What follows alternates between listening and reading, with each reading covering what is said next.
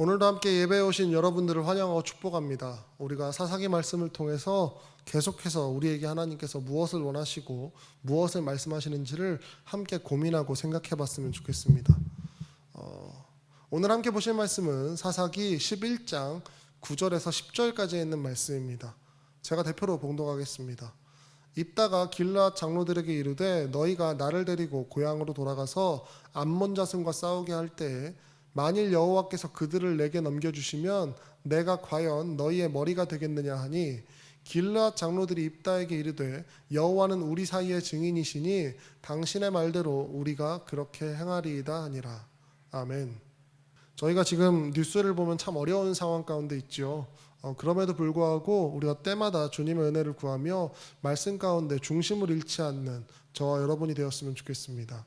오늘과 다음 주에 걸쳐서는 입다에 대한 이야기를 보고자 합니다. 그런데 이 입다에 대한 이야기를 보기 위해서는 지금 이스라엘의 상황을 우리가 먼저 이해해 봐야 합니다.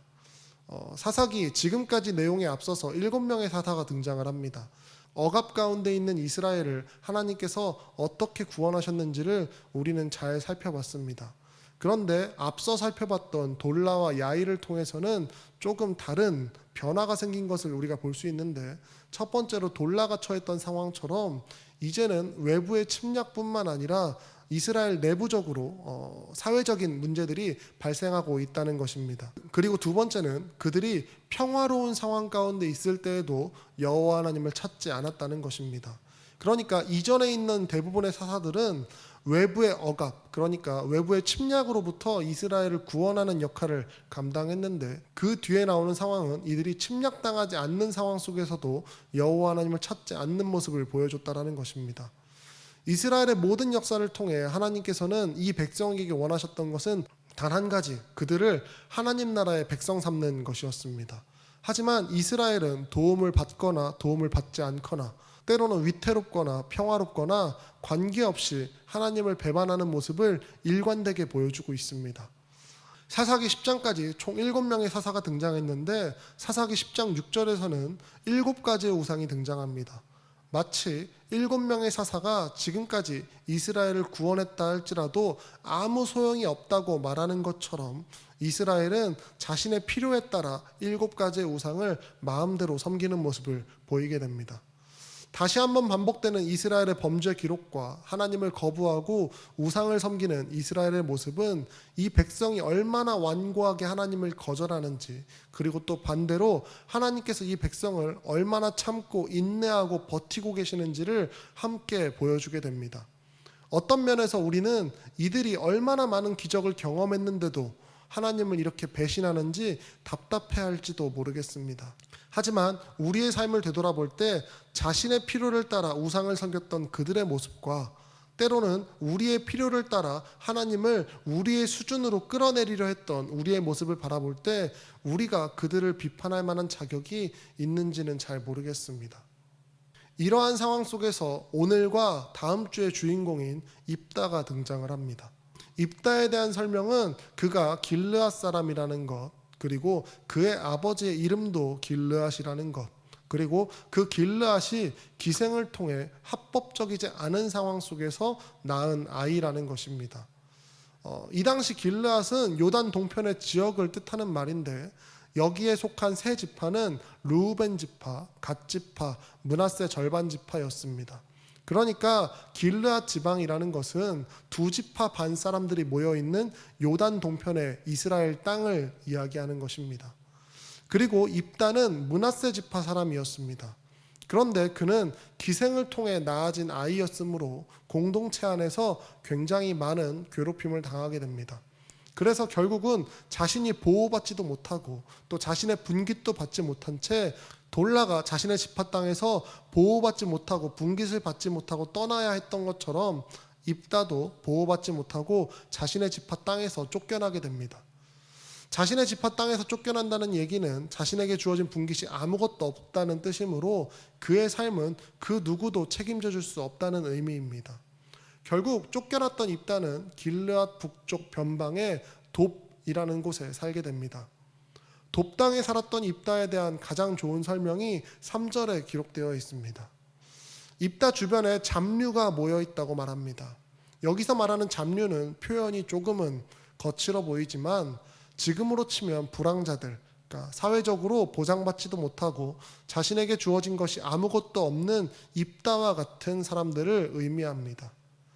그렇게 입다는 돕당에서 자신과 같은 사람들을 이끌고 살았습니다. 그렇게 시간이 흐르고 암몬 사람들은 여러 해 동안 그랬던 것처럼 이스라엘을 침략하기 위해 길르앗 땅에 진을 치고 압박하기 시작합니다. 자신의 필요를 따라 우상을 섬기며 살던 길르앗의 지도자들은 누군가가 자신들을 이끌고 암몬 사람들과 전쟁을 해야 한다고 생각합니다. 이제 전쟁이라는 상황이 주어지니 또 다른 필요를 따라 사람을 찾기 시작합니다. 그렇게 돕당에 있는 입다의 소문을 들었고 입다의 리더십이라면 자신들을 이끌고 전쟁에서 이길 수 있을까라는 생각을 하게 됩니다. 지도자들의 생각은 오직 한 가지, 전쟁을 이기는 것, 자신들의 유익과 자신들의 필요를 따라서 입다를 찾게 됩니다. 그것을 위해서라면 자신들의 체면이나 지금까지의 전통은 별로 중요한 것이 아니었습니다. 그래서 입다를 찾아 돕당으로 올라갑니다. 그리고 입다에게 이 전쟁을 승리한다면 지도자의 자리를 주겠다고 약속합니다. 그런데 입다는 오로지 상황 속에 치우친 이 대화 속에서 방향을 전환시킵니다. 11장 9절에 암몬 자손과 싸우게 할 때에 만일 여호와께서 그들을 내게 넘겨주시면 내가 과연 너희의 머리가 되겠느냐 하니 라고 이야기합니다. 입다는 기생의 아들이었고 공동체에서 쫓겨났으며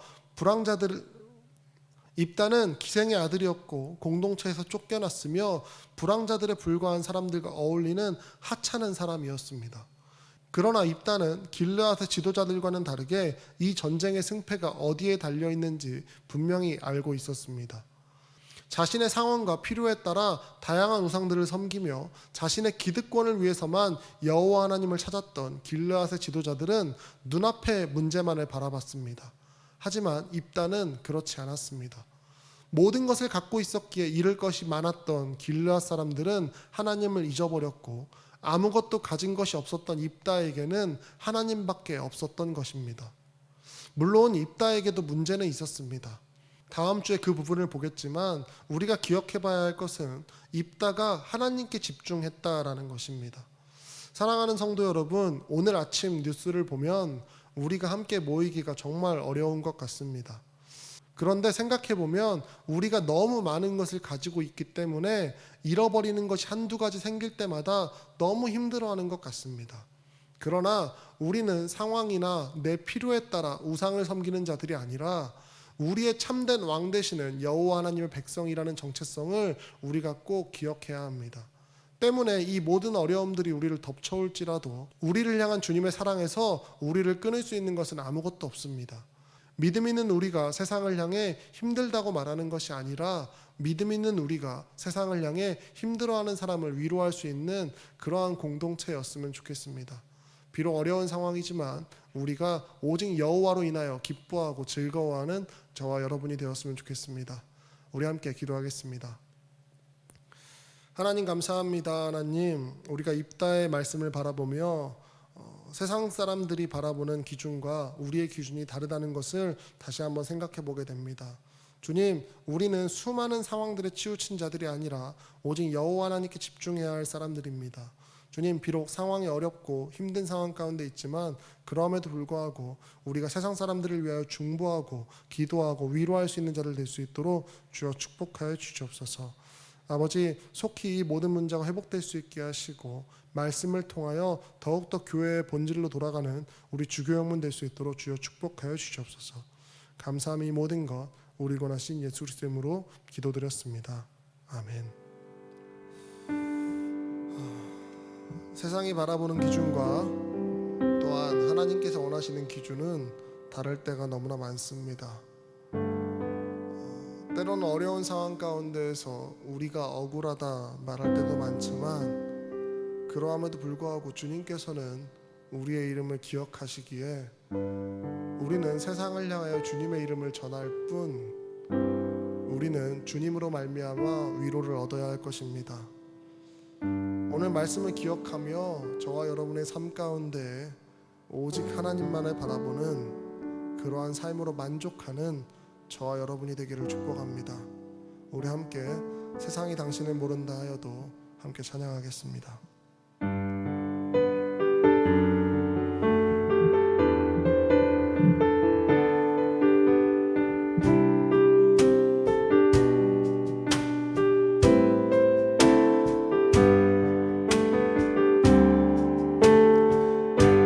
세상이 당신을 모른다 하여도 주님은 그 이름 마음에 새겼네.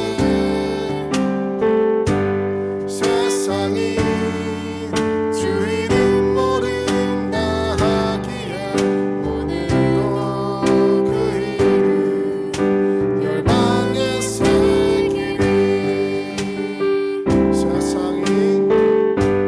세상이 당신을 모른다 하여도 주님은 그 이름 마음에 새겼네. 세상이 주 이름 모른다 하기에 오늘도 그 이름 열방에 새기리. 땅의 모든 끝이 주께 돌아오게 되리. 잃어버린 영혼들 향한 아버지의 꿈 당신의 삶을 통해 이루어지리. 세상이 당신을 모른다 하여도 주님은 그 이름 마음에 새겼네. 세상이 주 이름 모른다 하기에 오늘도 그 이름 열방에 새기리. 오늘도 그 이름 열방에 새기리.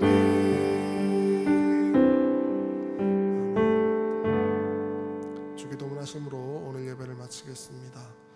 하늘에 계신 우리 아버지여, 이름이 거룩히 여김을 받으시오며 나라의 마옵시며 뜻이 하늘에서 이루어진 것 같이 땅에서도 이루어지리라. 오늘날 우리에게 일용할 양식을 주옵시고 우리가 우리에게 죄 지은 자를 사하여 준 것 같이 우리의 죄를 사하여 주옵시고 우리를 시험에 들지 말게 하옵시고 다만 악에서 구하옵소서. 나라와 권세와 영광이 아버지께 영원히 쌓옵나이다. 아멘.